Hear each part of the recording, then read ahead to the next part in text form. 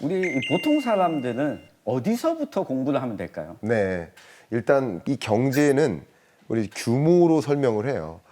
올해의 경제 규모가 얼마인가, 내년의 경제 규모가 얼마인가, 이렇게 설명을 해요. 근데 올해 만약에 우리나라가 오로지 만드는 물건이 자동차밖에 없다라고 가정을 해볼게요. 가장 쉽게 자동차밖에 없고 그 한 해 동안 자동차가 100대 만들어졌어요. 한 대당 100원이에요. 그럼 그 나라의 경제 규모는 얼마죠? 100만 원.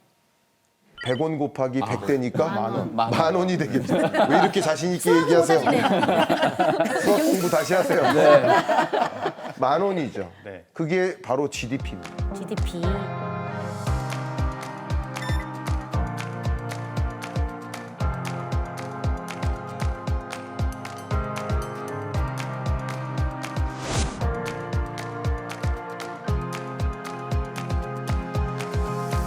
선생님 그러면 네. 지금 갑자기 눈이 막 번뜩번뜩이는. 아 그럼요. 네.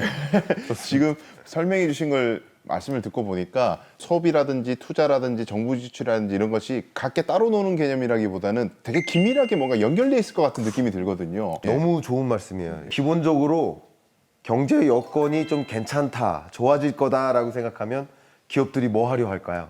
더 투자하려 하겠죠. 네. 투자가 늘어난다는 얘기는 신사업 해볼까? 아니면 신상품 만들어 볼까? 이게 다 투자예요. 기업들의 투자. 투자가 늘어나면 자연스럽게 뭐가 늘어날까요? 일자리가. 여러분들이 취업할 만한 양질의 일자리가 들어요. 그게 뭐예요? 고용 요건이 개선돼요. 그러니까 일자리가 많아지면 우리나라에 뭐가 늘어나요? 소득 수준이 개선돼요. 그렇겠죠? 그럼 소득이 늘어나면 뭐 하고 싶어요? 소비. 뭘 사고 싶어요? 스마트폰. 스마트폰 사고 싶어요. 스마트폰 없어요? 소득이 늘어나면 뭐 사고 싶으세요? 어린이 건강 주스. 건강 주스 사 먹고 싶어요. 또 뭐 사고 싶으세요? 저는 해외여행 가고 싶어요. 해외여행 가고 싶어요. 이게 다 뭡니까? 소비예요. 여행 서비스를 소비한다. 뭐 소비재를 소비한다. 그죠? 그럼 소비가 늘어나면 자연스럽게 기업들은 더 많이 생산해야 되겠죠? 더 새로운 신상품을 생산해야겠죠? 네. 그게 뭡니까? 또 투자로 연결돼요. 이게 뭐죠? 경제가 숨쉬는. 네, 선순환. 그런데 만약에 팬데믹 경제 위기가 왔어요. 선순환을 못 해요. 그죠? 그럴 때 강제적으로라도 숨쉬게 도와줘야 되겠죠? 인공호흡. 그게 금리 인하입니다. 금리를 떨어뜨리면 기업들이 싸게 돈 빌려서 대출 받아서 기왕이면 더 사업할 수 있어요. 그래서 이게 악순환할 때 금리를 의도적으로 끌어내려서 경기를 뭐 합니까? 선순환시킵니다. 숨쉬게 만들어요. 인공호흡하고 비슷해요. 자, 이렇게 되면 경기가 안 좋아요. 2020년, 21년처럼 팬데믹 경제 위기 때처럼. 경제 위기가 나오니까 당연히 금리를 끌어내리는 거예요. 그러면 돈이 어디로 이동할까요? 부동산, 그렇죠. 주식시장, 부동산. 부동산 시장으로 이동해요. 돈이 그쪽으로 이동하면 주가는 어떻게 돼요? 올라요. 부동산 가치는 올라가요. 반대로 2022년부터는 이 낮았던 금리를 계속 놔두지 않고 끌어올리는 시대예요. 금리를 왜 끌어올릴까요? 이번에는 물가를 잡아야 되니까.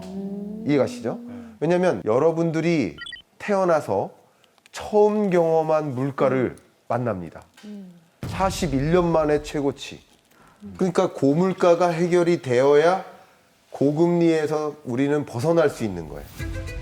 가장 많이 오른 건 에너지로 1년 전보다 42%가 급등하면서 고공행진을 이어갔고 식료품과 교통비 등 거의 모든 품목에서 인플레이션이 두드러졌습니다. The risk of inflation expectations de-anchoring has become more visible.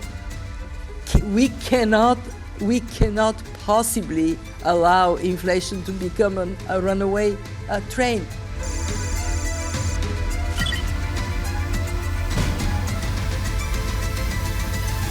서민들이 근데 실제로 경제라는 것을 사실은 이제 모르고 그냥 생업에만 종사하다가 네. 경제라는 단어와 이런 거에 대해서 진지하게 고민할 때는 같은 물건을 샀는데 왜 이렇게 비싸? 네. 이럴 때 결국 이제 경제라는 단어를 처음 떠올리기 시작하는 것 같아요. 맞아요. 우리가 이제 진짜 체감하는 부분이 마트 가서 장 볼 때잖아요. 요즘에는 진짜 뭐 10만 원 가지고 몇 개 담지도 못하면 이제 훌쩍 이제 10만 원 넘어가고 물가가 너무 올라가지고. 얼마 전에 캠핑 갔는데 마트 가 사는데 너무 비싸가지고 10만 원치 샀는데 먹을 게 없는 거예요. 네. 떡볶이도 골랐는데 뺐어요 다시. 네. 그 너무 비싸가지고. 너무 많이 먹어서 좀 많이 예. 유독 많이 먹어서 정도입니다. 근데 왜 물가가 이렇게 높다고 인식할까요? 내 소득이 오르지 않아서. 중요한 얘기입니다. 오. 물가의 상승 속도는 예를 들어 10%인데 소득의 증가 속도는 그냥 제자리인 거예요. 그러니까 물가가 비싸다고 인식하는 거예요. 또 기본적으로 물가와 물가 상승률은 다르다. 이게 중요합니다. 어제 마트 갔는데 배추 가격이 2천, 지난주에는 1,000원이었는데 이번 주에는 2,000원이야. 2배나 올랐어. 100% 오른 거예요. 그게 체감 물가예요. 우리 서민이 체감하는 물가는 뭐다? 물건의 가격, 물가예요. 그런데 우리나라 한국은행 총재가 물가가 이 정도면 안정화됐으니 이제 금리를 뭐 인상 안 해도 됩니다 하는 그런 종류의 표현들은 물건의 가격이 아닙니다. 바로 물가 상승률이에요. 그래서 물가 상승률이 만약에 2%에 부합하면 그러면 이것은 안정적인 물가예요. 그런데 2%를 상회한 물가다. 그러면 무슨 물가예요? 고물가인 거예요. 그렇게 보시면 좋겠습니다. 통상 선진국들이 2%를 채택하고 있습니다.